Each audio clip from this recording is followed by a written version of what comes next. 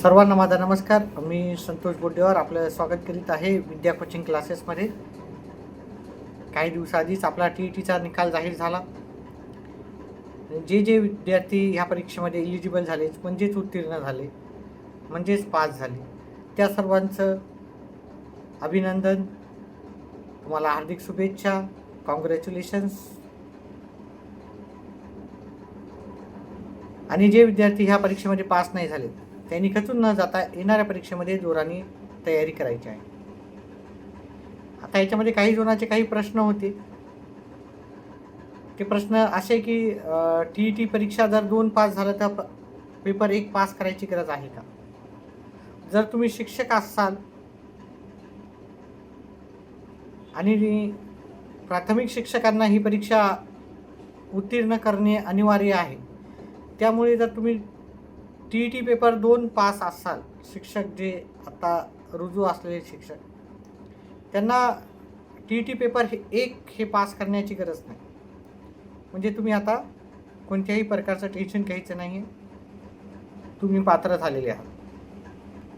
आणि जे शिक्षक परमनंट आधीपासून जॉईन नाही आहेत, त्यांना माहिती आहे की TET नंतर आपल्याला एक टेट परीक्षा पास करावं लागते. टेट परीक्षा तुम्हाला पास करणं गरजेचं आहे. त्याच्यानंतर तुम्हाला पवित्र पोर्टलवरून जे पण वॅकन्सी असतील त्याच्यानुसार तुम्हाला प्रोसिजर होईल. तर जे ऑलरेडी टीचर आहेत, ज्यांना की सांगितलं होतं की पास करणं TET ही कंपल्सरी आहे, त्या सर्व शिक्षकांना जर पेपर 2 जरी पास असाल किंवा पेपर 1 जरी असेल तर तुम्हाला पेपर 2 पास झाला तर पेपर 1 करायची गरज नाही, किंवा पेपर 1 पास झाला तर पेपर 2 करायची गरज नाही. दुसरा असा प्रश्न होता की सर आम्ही TET पास झालो, आता पवित्र पोर्टलवर रजिस्ट्रेशन करू शकता का? TET 1 पास जरी झालं, TET जरी पास झालं, तुम्ही टेट परीक्षेला ॲपियर व्हायचं, टेट पेपरला ॲपियर झालं की तुम्ही ह्या पवित्र पोर्टलवर रजिस्ट्रेशन करू शकता. त्याच्यामुळे TET उत्तीर्ण होणे ही त्याच्यासाठी पहिली अट होती पवित्र पोर्टलवर रजिस्ट्रेशन करण्यासाठी. तर जर तुम्ही TET पास झाला असाल तर नक्कीच तुम्हाला पवित्र पोर्टलवर रजिस्टर करता येतं. आता ज्या विद्यार्थ्यांचं TET ही परीक्षा ह्यावेळेस काही मार्कानं राहिलेली असेल तर त्या सर्वांना खचून न जाता आपल्याला जोमानं येणाऱ्या परीक्षेसाठी तयारी करायची आहे.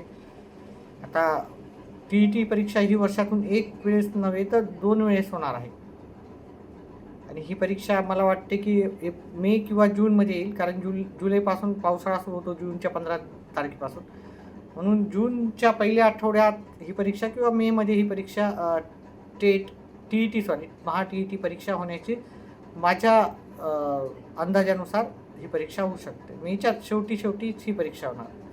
पहिले ऑगस्ट वगैरे सांगत होते, कारण मी सांगितलं होतं आधीच ऑगस्टला ही परीक्षा होण्याची शक्यता फार कमी आहे. ऑगस्टमध्ये पावसाळा भरपूर राहतो आणि एखाद्या ठिकाणी जोरदार पाऊस होण्याची शक्यता राहते, अतिवृष्टी वगैरे. त्यामुळे काही परीक्षार्थी याच्यामध्ये प्रभावित होऊ शकतात. त्याच्यामुळे ही परीक्षा, कोणतीही स्पर्धा परीक्षा ही जुलै, ऑगस्ट, सप्टेंबरमध्ये फारच क्वचितच असतात. त्यानुसार ही परीक्षा एप्रिल, मे किंवा जूनच्या पहिल्या काही दिवसात राहू शकते. आता खचून न जाता आपल्याला माझा गणिताचा विषय शिकवत असतो. थोडासा माझ्याकडून प्रयत्न चालू असतो की ज्यांना गणितामध्ये गणित हा विषय अवघड जातो त्यांना अतिशय सोपा करून सांगण्यासाठी मी भरपूर प्रयत्न करत असतो. माझा थोडासा प्रयत्न राहीन तुमच्यासाठी, ज्यांचा गणित हा विषय नक्कीच अवघड आहे किंवा अवघड जातो. तर गणितामध्ये आपण 30 पैकी 30 जरी नाही मार्क पकडले, 30 पैकी 20-22 जरी पडले आपल्याला, तरी आपल्याला ते TET पास होण्यासाठी भरपूर मदतगार होणार आहे. तर TET परीक्षेमध्ये बरेचसे असे प्रश्न राहतात की जे वारंवार विचारले जातात, आणि तुम्ही त्या प्रश्नाकडे जर फोकस केलं तर नक्कीच तुम्हाला 20-22 मार्कापर्यंत सहज कोणत्याही अडचणी न येता तुम्हाला गणितामध्ये मार्क पडू शकतात. आता काही जणाला गणित हा विषय फारच अवघड जातो. एकदम बेसिकपासून. तर नक्कीच मी बेसिकपासून तुम्हाला आपल्या व्हिडिओमध्ये आधीच्या व्हिडिओमध्ये भरपूर आपण बेसिकपासून सांगितलेले आहेत गणितं. आणि जरी नसेल, जरी डाऊट असेल तरी कमेंट बॉक्समध्ये तुमचा मेसेज राहू द्या. तुमचा ज्या टॉपिकवर तुम्हाला अवघड जातात त्या टॉपिकवर आपण काय करायचं आहे, मी व्हिडिओ नक्कीच बनवेल. सोप्या पद्धतीने, सोप्या पद्धतीने मी समजून सांगण्याचा प्रयत्न नक्कीच तुम्हाला करण्याचा प्रयत्न माझा थोडासा राहील. तुम्हाला अजून एक गोष्ट करायची आहे की मागच्या ज्या परीक्षा झालेल्या आहेत 2013 पासून TETच्या, त्या सर्व TETच्या परीक्षा तुम्हाला पेपर सॉल्व करून पाहायचे आहेत, गणितं सॉल्व करून पाहायचे.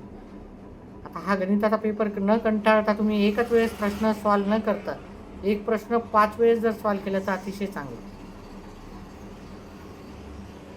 एका परीक्षेमध्ये 30 मार्क हे गणिताचे असतात.